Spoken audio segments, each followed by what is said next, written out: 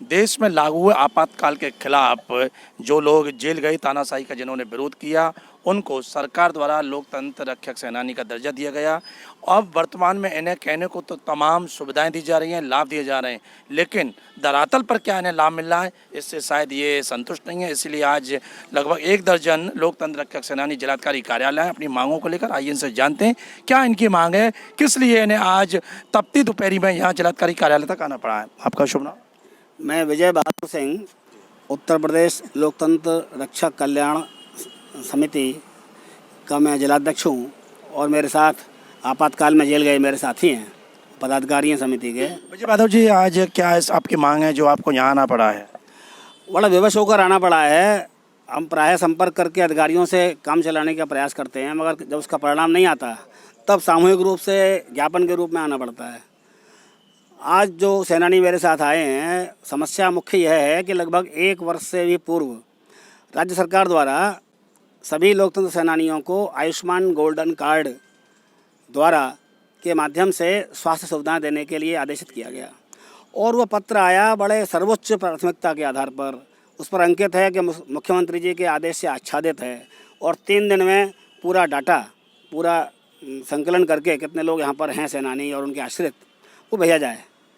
दुर्भाग्य विषय है कि जो हमारे सिस्टम है कार्यालयों का, उनके कारण से वो 3 दिन के नोटिस वाला भी परिपालन आज 1 साल से अधिक हो गया, नहीं हो पाया है। लेकिन अभी तो मतलब के सीएमओ ने भी आदेश जारी किए कि लोकतंत्र रक्षक सेनानियों के बहुत जल्दी गोल्डन कार्ड बनाए जाएंगे आयुष्मान। उसमें अंतर है।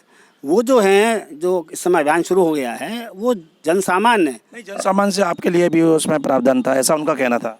नहीं, ऐसा है, जब तक राजनीतिक पेंशन विभाग हमारी सूची चिकित्सा विभाग को नहीं भेजेगा तब तक वो उसको नहीं बना पाएंगे।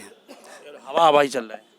तो विशेष दर्जा जो प्राप्त है लोकतंत्र सेनानी, उनका जब तक वहाँ डाटा नहीं पहुँचेगा, स्वीकृत नहीं होगा, तब तक कार्रवाई शुरू नहीं होगी।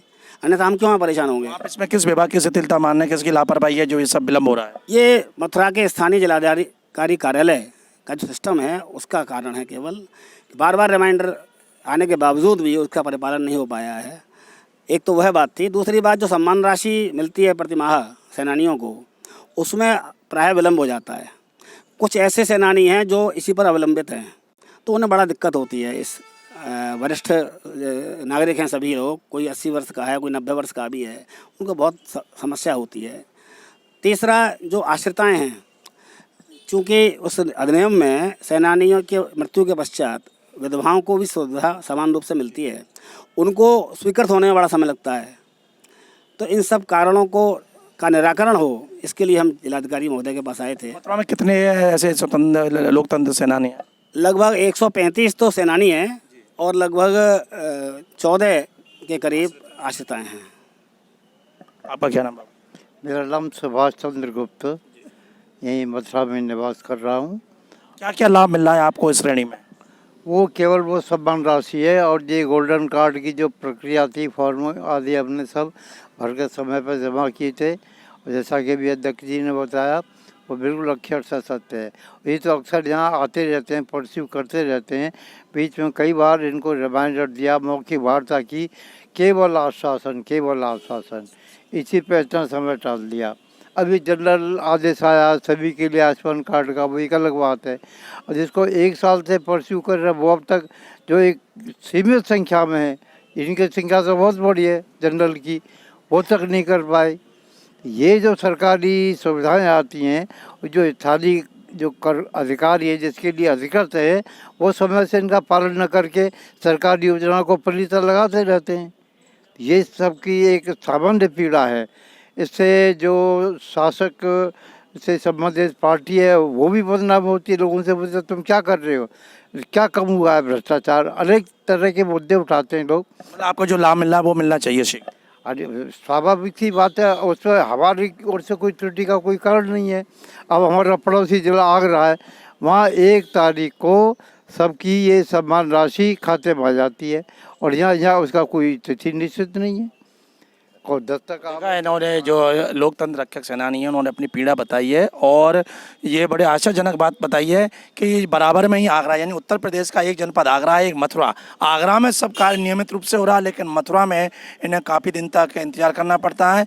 और जो आयुष्मान कार्ड जैसी और जो सुविधाएं हैं उनके लिए अभी तक, जैसा विजय बहादुर जी ने बताया कि जो उनका डाटा है वो अभी तक जब संबंधित कार्यालय में नहीं पहुंचा तो फिर कैसे उनका जो उन्हें लाभ मिल रहा है, उन्हें कार्ड बनने हैं वो बनेंगे। इसलिए आज वो जिलाधिकारी कार्यालय है, उन्होंने कहा कि जिलाधिकारी कार्यालय में जो संबंधित अधिकारी हैं उनकी लापरवाही की वजह से उन्हें इन सुविधाओं के लिए भटकना पड़ रहा है।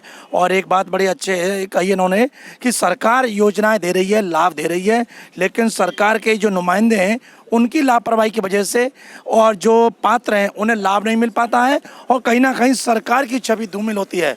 तो अब देखना है कि ये जो लोकतंत्र रक्षक सेनानी यहाँ हैं इन्होंने अपने ज्ञापन सौंपा है, उस पर जिलाधिकारी क्या अमल लेते हैं और इनकी जो परेशानी है उसको कितनी जल्दी दूर करते हैं। जी9 न्यूज़ के लिए कैमरा पर्सन रिंकू वर्मा के साथ सुशील गोस्वामी, मथुरा।